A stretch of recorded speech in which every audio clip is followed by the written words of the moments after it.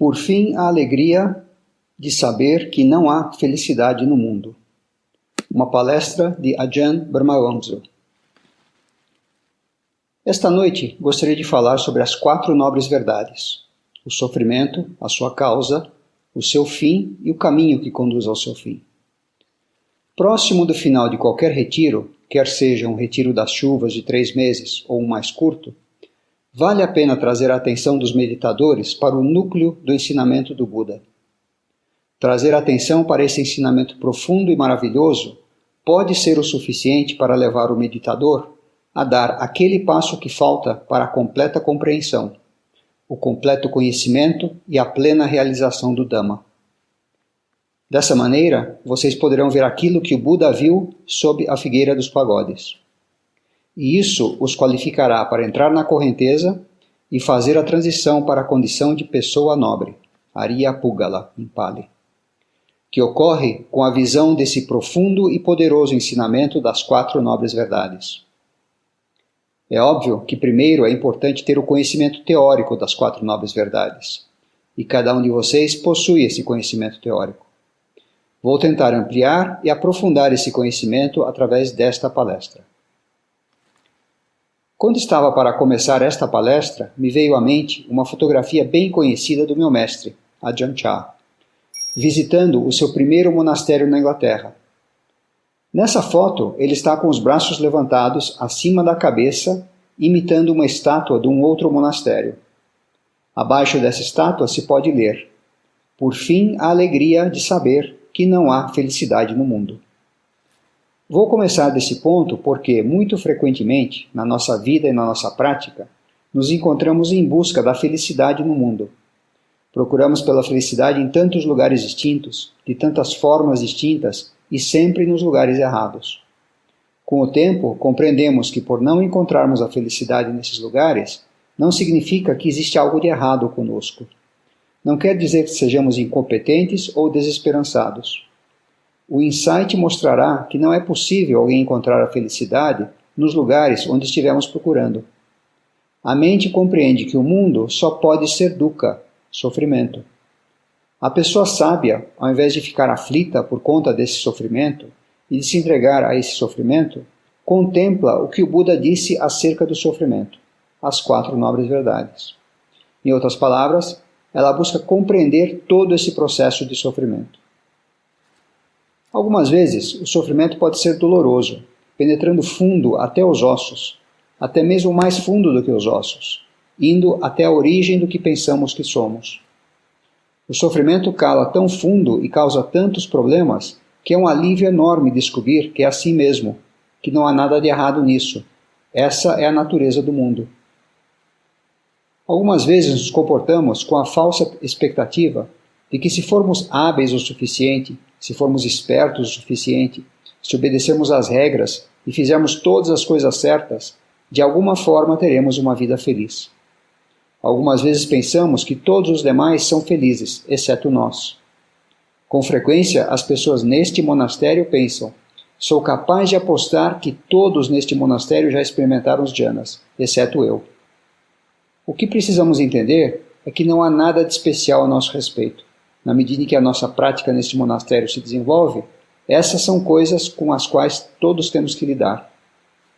Ajahn Chah disse que quando chegamos no monastério pela primeira vez e começamos a praticar com seriedade, nós podemos esperar o sofrimento.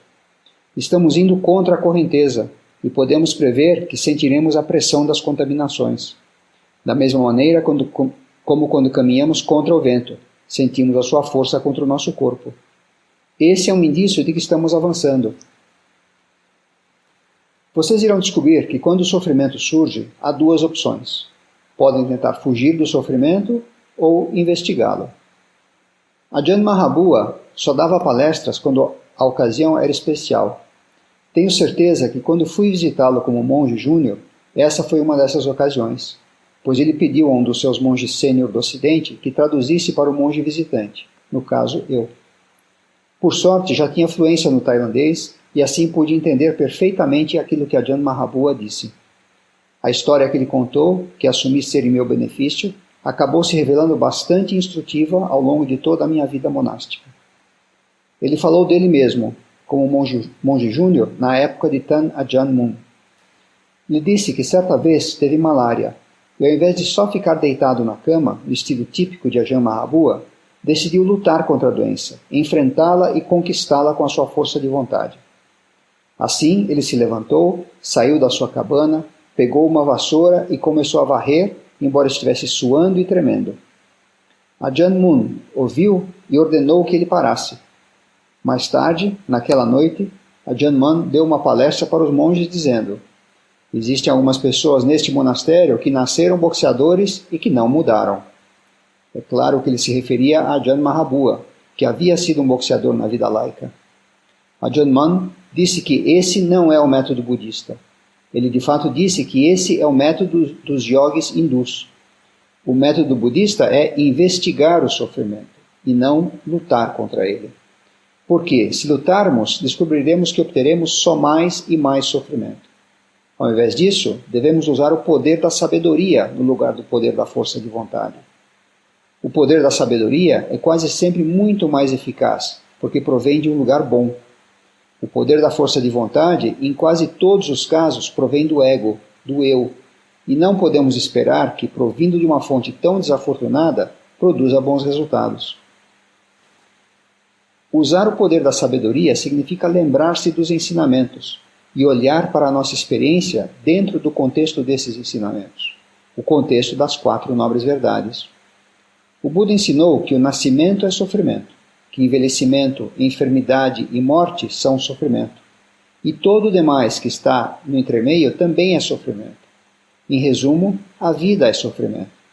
Portanto, quando o sofrimento surge, como desapontamento, como frustração, como solidão ou depressão, ou como a especulação sobre o que deveríamos estar fazendo, estamos vendo uma verdade básica da natureza que todos os seres humanos, quer estejam no monastério ou fora dele, precisam enfrentar de tempos em tempos nas suas vidas.